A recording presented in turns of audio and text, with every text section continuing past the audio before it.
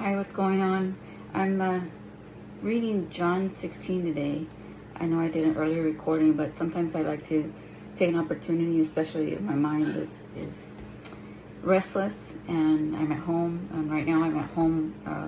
My truck's transmission is having issues, healing from a dog bite. And Eli doesn't really need me. That's my son. He's in his room, and it's Saturday. And so whenever I get to this place, restless place, I don't want to do something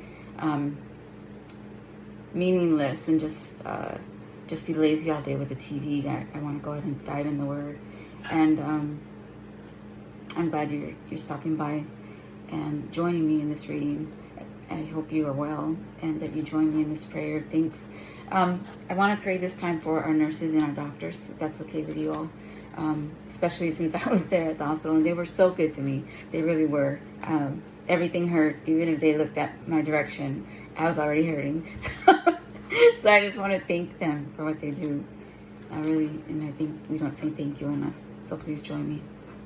Dear God, we're here again, drawing closer to you, asking that you're present, asking that you bless us with a message from your word, asking that you steady our hearts and our minds so that we can be in a place where we receive and understand your word.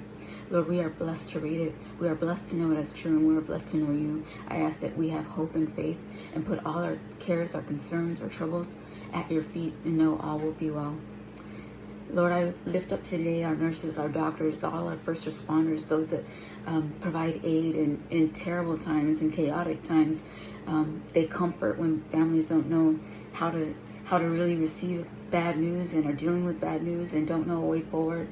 It is them who just have those delicate hands and sometimes even the right words at just the right time. And we thank our nurses. We give thanks for our nurses, our doctors, first responders, for all those providing aid everywhere in the world, especially in these times. They are so much needed, from COVID to war to just bad weather to, like me, just a ER visit out of the blue.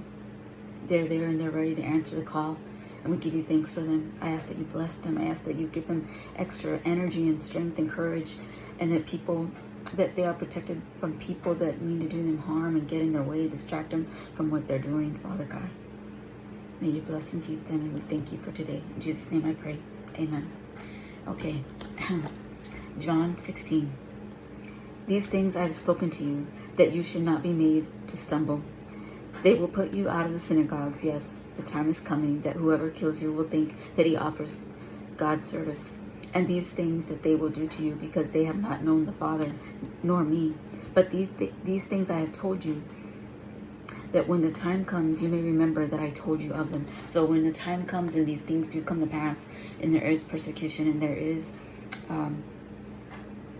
are any of these events taking place, it'll come to memory that God said it would be so. And in our case, since we're not present with him, in our case, it'll be a word that comes to mind, that we say, I read that.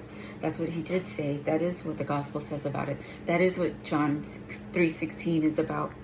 And this is all about salvation and his return and his and the Father's place in our lives as being one in the Spirit. So let me keep reading. So that will come to mind when it is time. And these things I did not say to you at the beginning because I was with you. The warning didn't have to come while he was walking side by side, while he was teaching, while he was going to the different towns and spreading the word, because they were there with him. They were witnesses. They were his disciples. They were watching him. But now the warnings come, the teachings come, that he knows that they're going to need in the hour when he's not there, and that he will be sending his Spirit to be with them, as he will not be, because he will be taken away, having been crucified.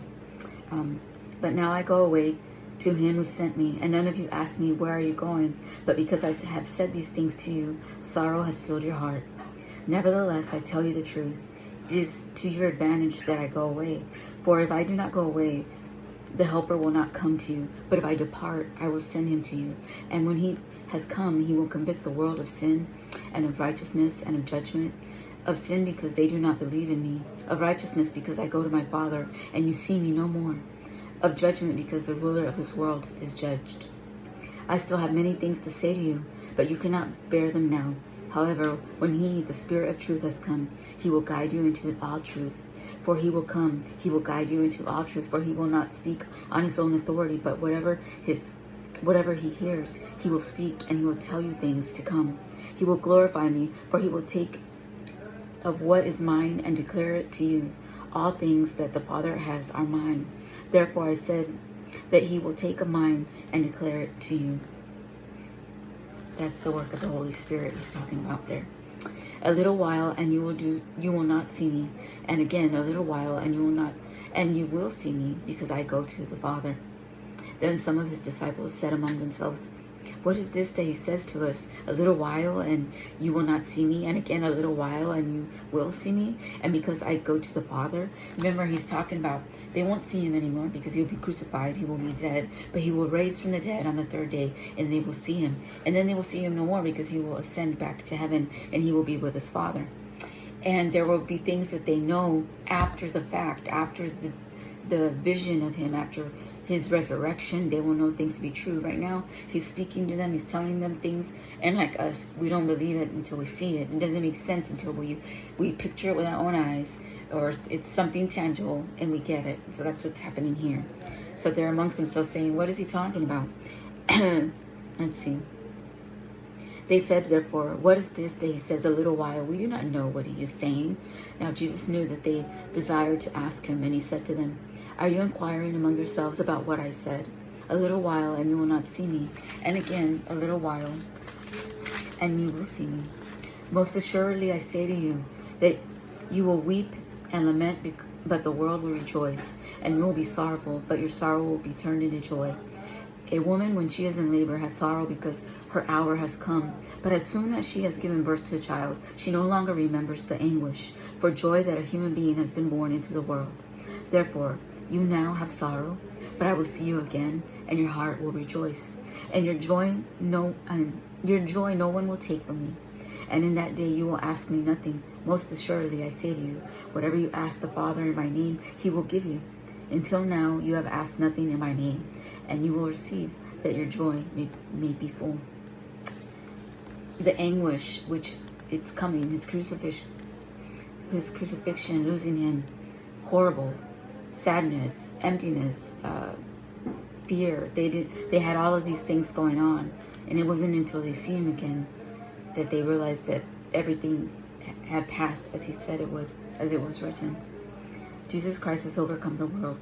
These things I have spoken to you in figurative language, but the time is coming when I will no longer speak to you in figurative language, but I will tell you plainly about the Father. Sometimes I look at people when they're babbling, and you guys might be like, you babble too, and that's all right. Sometimes I look at them, I'm like, just tell me plainly, like just bluntly, curtly, shortly, tell me what you're trying to say, because I'm lost here. And so instead of speaking in parables and metaphors, he's at this point, and it's funny because I don't want to be like, that's good, Jesus, he's God, like I shouldn't. Who am I to say, good job, Jesus? But really, sometimes we just need it plainly, and it's the best way to understand something. So right here, he says, let me go back. Plainly about the Father. In that day you will ask in my name, and I do not say to you what I shall pray the Father for you. For the Father himself loves you, because you have loved me, and have believed that I come forth from God, and I come forth from the Father, and have come into the world again. I leave the world, and I go to the Father.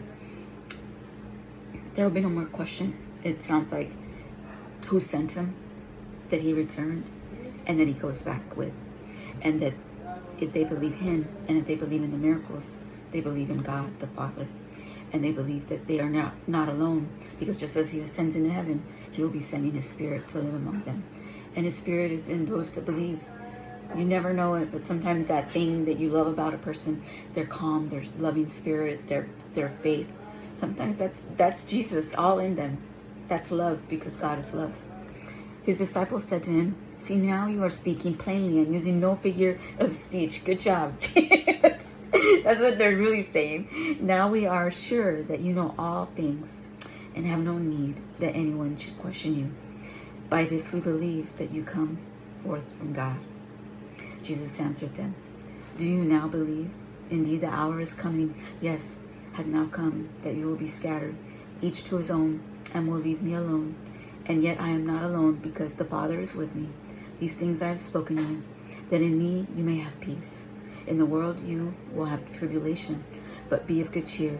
I have overcome the world. He has overcome the world, and he comes for us again. And just as he's telling them, his people are scattered, his people are everywhere. His people that believe heaven in them, and we shall not fear, especially during turbulent times, end time stuff, prophecy stuff, changes in the world, whether it's the end of the world or not. All of these climate changes, the storms, all of these tragedies, these emergencies, these wars. May we not lose our belief in him and hope that he comes again. And may we have that cheer he talks about, that joy in us that gives us peace. Not everybody understands it, but they might be one who doesn't believe. And if it is a believer, they might just need a brother or sister to point them in the right direction, or shower them with some love, maybe enlighten them with the scripture that makes sense at the moment, or just listen. And then they work it out. Like me, sometimes I need somebody to listen, and I just worked out everything that was bothering me, just like that. When prayer isn't enough, sometimes we need somebody with us to go and work it out. As always, I hope you are well. Take care of yourself. God bless you. Bye.